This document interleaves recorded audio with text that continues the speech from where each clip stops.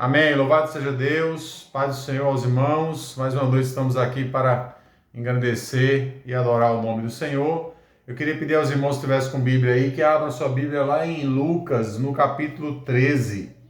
Nós vamos ler aí 5 versículos apenas. Amém? Irmãos, eu confesso que eu ia dar continuidade àquele raciocínio que eu vinha trazendo já há algumas semanas, né? Que nós estávamos falando aí sobre os invasores da igreja, né? Sobre aqueles que entraram dissimuladamente e trouxeram heresias destruidoras, né, para a igreja do Senhor.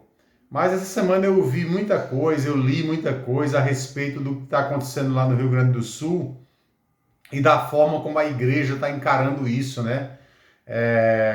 Como se aquele povo que está sofrendo tudo aquilo que estão sofrendo, com todas aquelas águas que caíram ali por conta do sistema meteorológico, por conta do El Niño, de toda aquela frente fria que se chocou, né, com aquela onda de calor e veio a desaguar toda aquela água naquele lugar, enfim.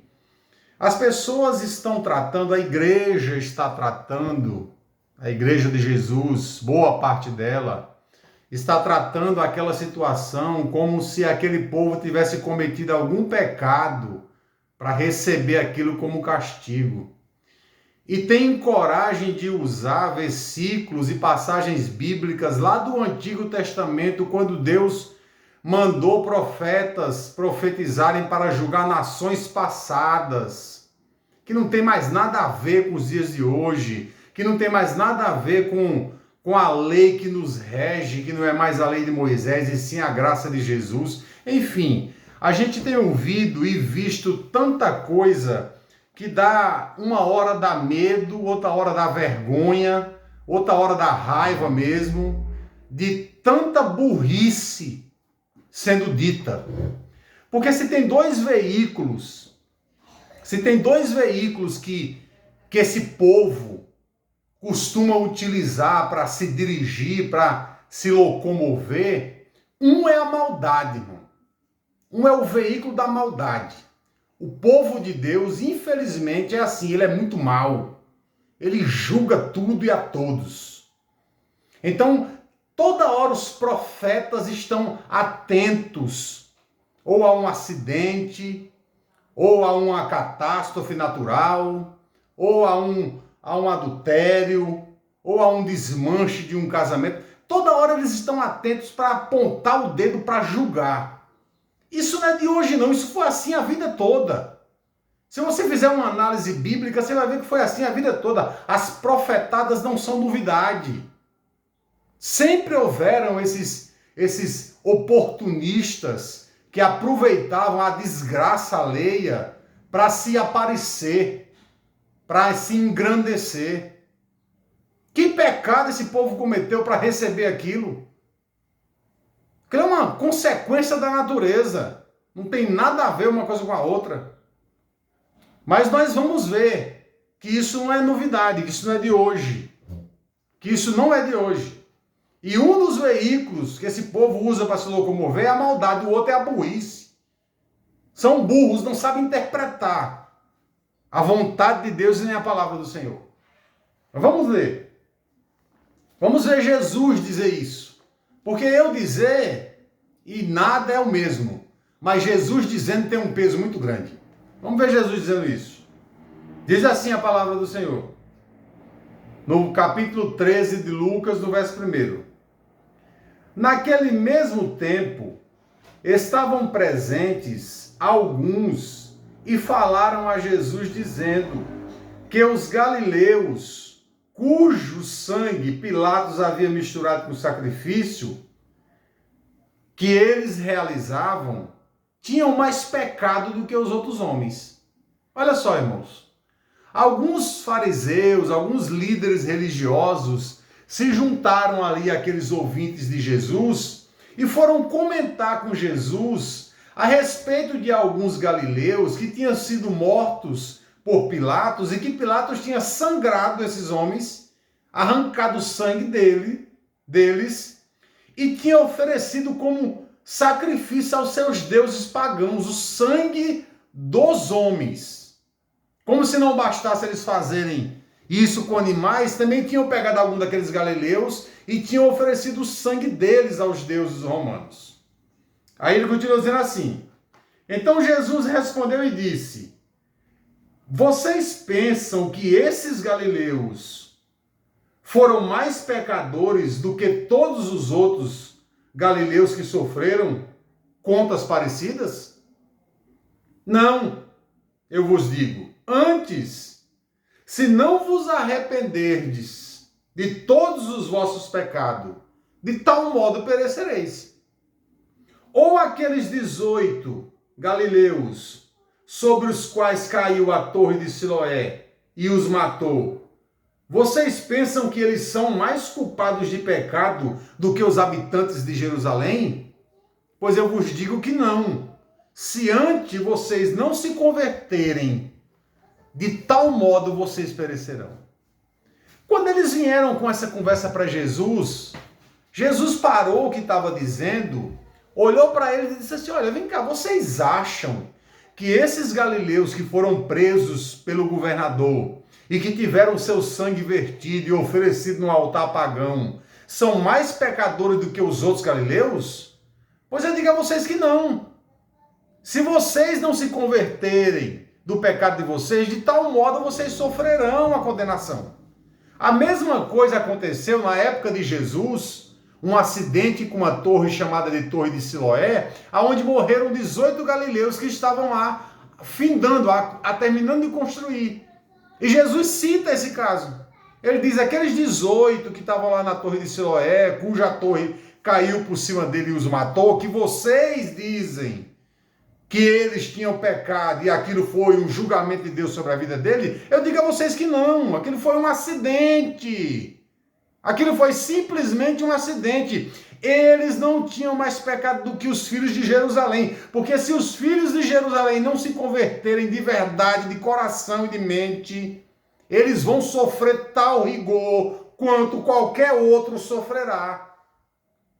E aí, irmãos, quando a gente pega a Bíblia para examinar a respeito de catástrofes naturais, quando a gente pega a Bíblia para ver as profecias que Deus mandou para as nações que ele ia destruir, nós vemos claramente que Isaías, Joel, Amós, Ezequiel, Mateus, Marcos, Lucas trazem profecias muito parecidas. Por exemplo, quando Jeremias profetizou contra a Babilônia, ele disse que Deus viria contra a Babilônia e que naquele dia o sol iria se escurecer ao meio-dia, que a lua iria se transformar em sangue e as estrelas da terra e as estrelas do céu iriam cair na terra.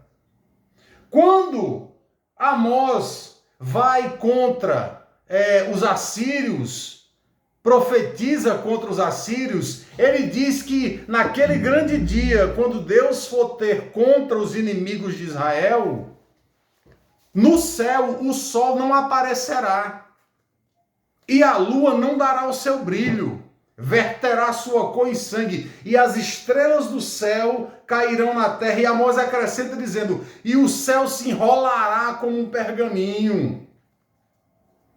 Depois Ezequiel traz a mesma profecia quando vai falar a respeito do Egito. Quando Deus for ter contra o Egito, ele vai montar um querubim ligeiro, vai descer numa nuvem de fogo, o dia não vai aparecer, será treva pura. Depois a noite não dará o seu brilho, as estrelas do céu cairão na terra e o céu se enrolará como um pergaminho. Jesus diz que naquele grande dia, que nós sabemos que foi em 70 da era cristã, ele aparecerá, o sinal do Filho do Homem aparecerá no céu com poder e grande glória, e ele descerá numa nuvem e ele julgará as nações. E todas essas coisas, todos esses julgamentos aconteceram quando Deus julgou a Babilônia, quando Deus julgou o Egito, quando Deus julgou a Síria, quando Deus julgou Roma e quando Deus julgou Israel. E nenhum desses eventos, o sol se escureceu, nem a lua ficou vermelha como sangue, e nem as estrelas do céu caíram na terra, e nem o céu se enrolou como pergaminho. Então, das duas, uma, ou Deus estava mentindo, ou as pessoas estavam interpretando a Bíblia errada e estão interpretando errado até hoje. E eu prefiro ficar com a segunda versão. Os homens não sabem interpretar a vontade nem a palavra de Deus. Deus estava falando metaforicamente, por sinais, por símbolos. E estes símbolos que Deus usou no Antigo Testamento, Jesus também usou no Novo, e os apóstolos também usaram, principalmente Pedro e João, quando recebeu do Senhor o Apocalipse e trouxe ele todo em simbologia, para que as pessoas daquela época, que não tinham ainda o Novo Testamento em mão escrito, pudessem entender o que Deus estava dizendo. Será que a gente não se lembra que quando José teve um sonho e disse assim ao pai e à mãe: olha, eu sonhei que o sol e a lua e 11 estrelas se curvavam diante de mim. E o sonho de José foi realidade, ele aconteceu. Só que o sol e a lua e 11 estrelas não se curvaram diante de José. Quem se curvou diante de José foi o seu pai, sua mãe e seus irmãos. Porque as autoridades mais importantes para Deus naquela época eram exatamente Jacó, sua mulher e seus filhos. Eram as autoridades na terra mais importantes que existiam para Deus. E toda essa autoridade se curvou diante de José, porque José recebeu nas mãos o governo do mundo. O mundo só não morreu de fome por causa de José. Então, todas as vezes que há algum julgamento, irmãos, falando sobre sol, falando sobre lua, sobre estrelas caírem do céu na terra, está falando sobre governantes perderem o seu poder. Toda vez que a Bíblia diz que a lua não vai dar a sua luz e as estrelas vão se escurecer, está falando sobre governantes perdendo o seu poder governamental. Terremotos está falando sobre abalos, não abalos sísmicos diretamente, mas abalos de governo sendo mudado de lugar, um governo saindo e entrando outro. Se nós não entendermos dessa forma a palavra de Deus, da forma como ela era dita pelos profetas no Antigo Testamento e da forma como ela foi dita pelos apóstolos no Novo, nós vamos ficar como a maioria desse povo louco.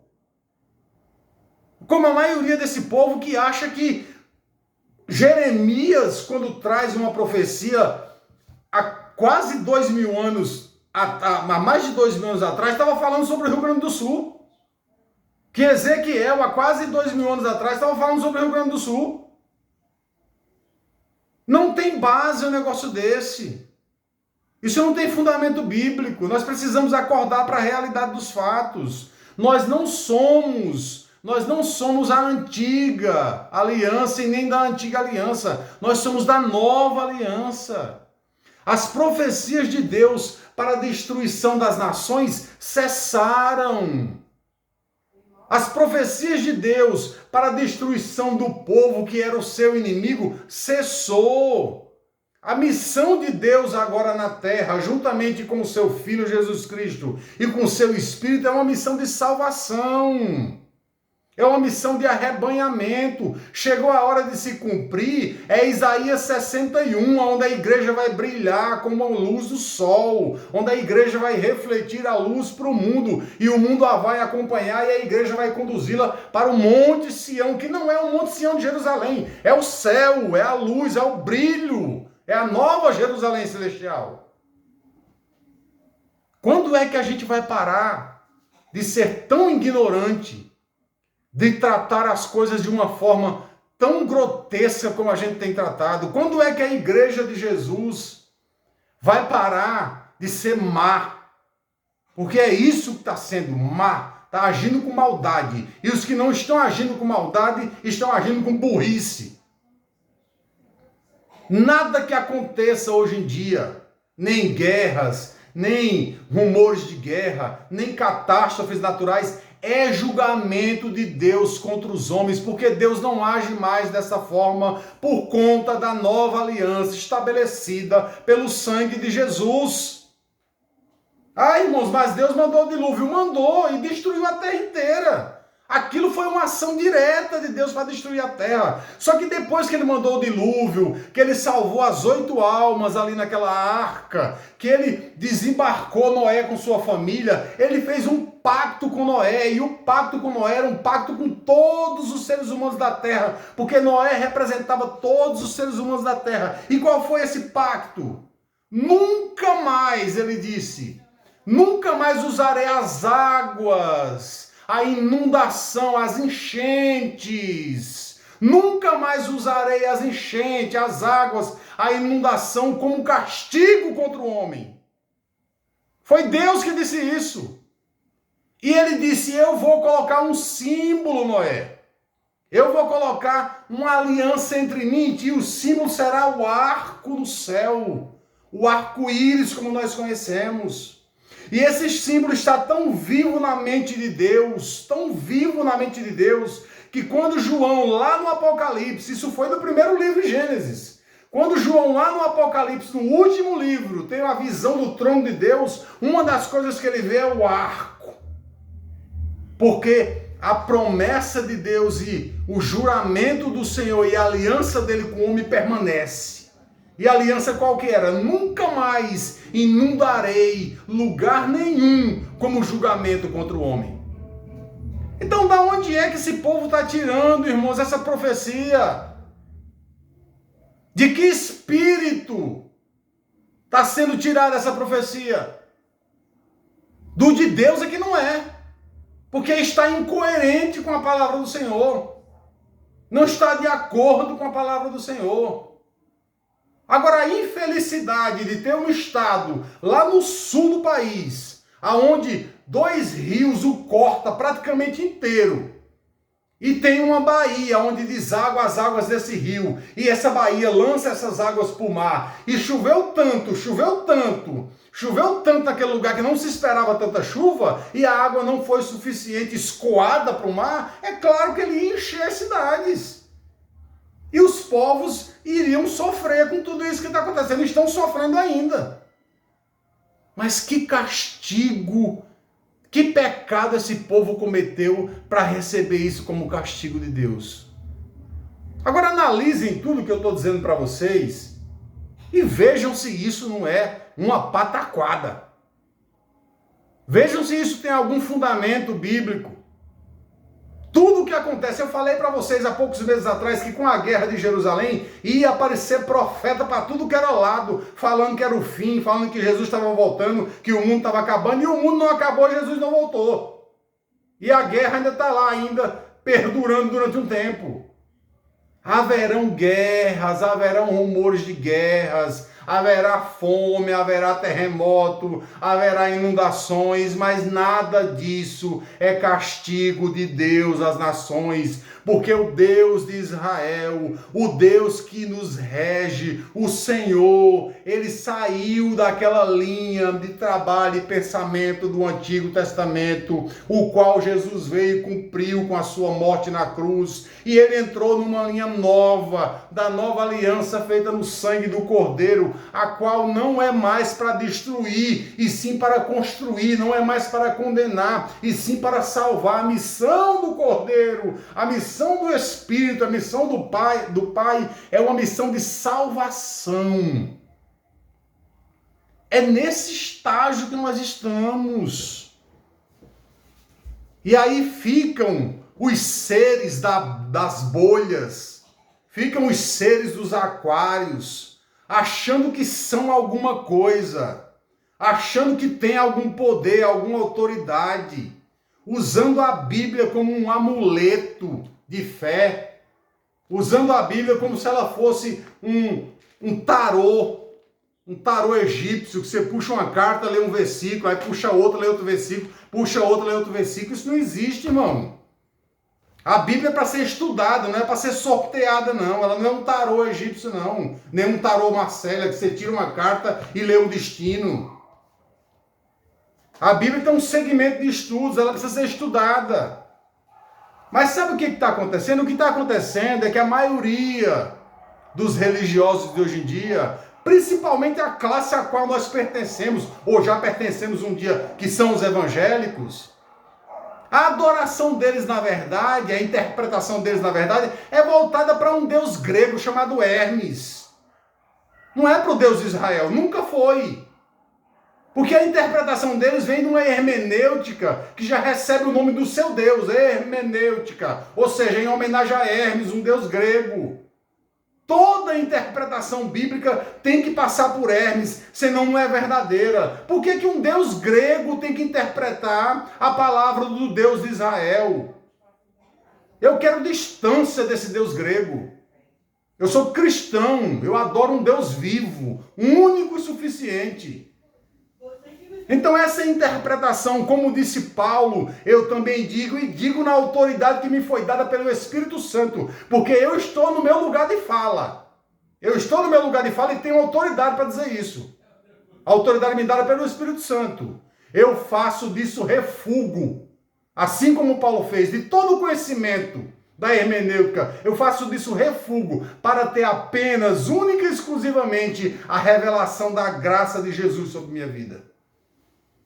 Então, não é que esses da bolha ou esses do aquário não me querem lá. Sou eu que não quero estar lá. Sou eu que fugi disso. Fui eu que corri disso, que me livrei disso. Tanto é que quando alguém pergunta assim para mim, hoje, qual foi a maior libertação que eu recebi de Deus, para mim não foi o cigarro, para mim não foi a prostituição. A maior libertação que eu recebi de Deus foi sair da religião. Essa foi a maior libertação. Libertação essa que não está completa 100% ainda, que eu já disse e repito, tem que arrancar pedaço dela de mim todos os dias. Mas quanto antes o ser humano se livra do conceito religioso, da pegajosidade da religião, da concentração da bolha, do aquário, quanto antes você se livra disso, melhor é. Porque quando diz que nós precisamos ser diferentes, não é fisicamente não, irmão, não é aparente não.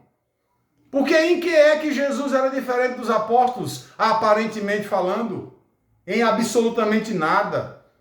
Quando as pessoas chegavam para ver Jesus, não tinha Jesus sentado num púlpito e mais 2 ou 3 apóstolos do lado dele e a igreja no chão assistindo, não. Era todo mundo junto numa roda e ninguém sabia quem era Jesus. É isso mesmo, ninguém sabia quem era Jesus. Quer que te prove isso? Quando Judas foi trair Jesus, disse aos soldados, aquele que eu beijar, ele, prendam. Por quê? Porque não tinha diferença entre ele e os demais. Ele era igual aos demais. Mas quando você chega numa bolha dessa hoje, ou num aquário desse, na hora você percebe quem é quem. Por causa da diferença das vestes, por causa da diferença da forma como atua, aonde está sentado. Isso não é ser cristão. Isso é pertencer a um globo, a uma bolha, a um aquário religioso. Ser cristão é ser cristão em qualquer lugar, onde você estiver, de qualquer forma que você estiver, sem ter nenhuma pejoratividade sobre a tua vida. São os teus pensamentos, as tuas palavras e as tuas ações que te tornam um cristão. E não como você está vestido e nem aonde você está, nem onde você está frequentando.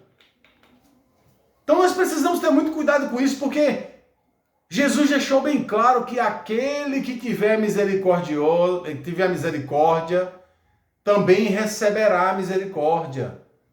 Mas com o mesmo critério que nós julgarmos alguém, com o mesmo critério nós seremos julgados. Então esses que estão abrindo a Bíblia, puxando profecias, que está falando sobre água, sobre mar, sobre inundação, e apontando para aquele estado, dizendo que eles estão sofrendo aquilo porque estão pecando, eles vão receber de volta o mesmo julgamento. Se preparem, que vão receber de volta o mesmo julgamento. Eu me lembro de muitas profecias que eu ouvi, irmão. Se eu for contar de 20 25 anos para cá, que um monte de coisa acontece. Toda vez que acontece alguma coisa mundial ou que tem uma grande resolução na mídia, sempre aparece as mesmas profetadas a respeito do assunto. Nego pegando passagem bíblica que não tem nada a ver com a atualidade e trazendo para os dias de hoje como se aquilo fosse realidade. E aqueles que estão no veículo da maldade abraçam aquilo porque é uma oportunidade para arrancar dinheiro do povo, para explorar o povo. Esses são o do veículo da maldade. E a massa, infelizmente, está no veículo da burrice, porque não entende nada. E aí vai os maldosos de um lado e os burros do outro. E aí os maldosos vão guiando os burros. É cego guiando cego. E quando o cego guia outro, segundo Jesus, os dois caem no buraco. Então nós precisamos ter muito cuidado com isso. É por isso que o clamor de João, de Deus através de João, é: sai dela, povo meu. Está ficando cada dia mais insuportável ver, ouvir esse povo que se diz povo de Deus falar e trazer profecias mentirosas usando a palavra de Deus. Está ficando cada dia mais insuportável. Então muita gente diz assim: ah, irmão, não sei por que você tem uma linha de pregação que é constantemente, parece que não muda. Não muda, irmão, porque Deus me chamou, irmão, bota isso na tua cabeça de uma vez por todas, porque eu já botei na minha. Deus me chamou para denunciar essa coja. Essa é a minha missão na terra, é para denunciar. E eu vou fazer isso até que eu perca a minha cabeça, como João Batista perdeu a dele. Ou até que me coloquem numa cova, como colocaram Jeremias. Ou até que me coloquem onde quer que seja. Ou me deixem livre e eu continuo pregando até morrer. Mas eu não vou parar de fazer aquilo que o Espírito Santo colocou em meu coração que eu tenho que fazer, que é denunciar a mentira, o erro. E eu não sou perfeito. E nem pretendo ser. Não busco isso. Porque eu sei que só serei perfeito naquele dia. Mas eu não prevarico com a palavra de Deus. Eu não exploro ninguém com a palavra de Deus. Eu não deixo que a palavra de Deus seja para mim um ponto de equilíbrio onde eu possa explorar alguém ou tirar proveito de alguém, como a maioria dos líderes religiosos fazem hoje em dia. Então o que está acontecendo no Rio Grande do Sul? Uma calamidade grande, como já aconteceu em diversos outros países do mundo. É isso que está acontecendo. E aquele povo precisa, não é que ninguém aponte o dedo para eles, não. Porque eles não têm culpa de nada daquilo que está acontecendo. Eles precisam de ajuda, de auxílio, ajuda psicológica, ajuda humanitária, ajuda com comida, com veste, com dinheiro. Eles precisam, depois que aquelas águas todas baixar, reconstruir todo aquele estado que ficou uma calamidade só. Vocês imaginam quando aquelas águas baixarem realmente 100%, um monte de corpos que não vão aparecer ali, de pessoas mortas, de animais mortos. A fome que muita gente não está passando, porque até onde a televisão chegou e conseguiu filmar, amém. E aonde a televisão não conseguiu filmar? E aonde o povo não conseguiu chegar com ajuda? Então não é hora da gente ficar apontando o dedo e discriminando e dizendo que aquele povo está sofrendo um castigo dado por Deus pelo pecado que cometeram. Pelo amor de Deus, parem com isso. Vamos olhar para o céu e pedir clemência, misericórdia, para que Deus possa socorrer essas vidas em nome de Jesus. Amém? Eu agradeço aos irmãos em nome de Jesus.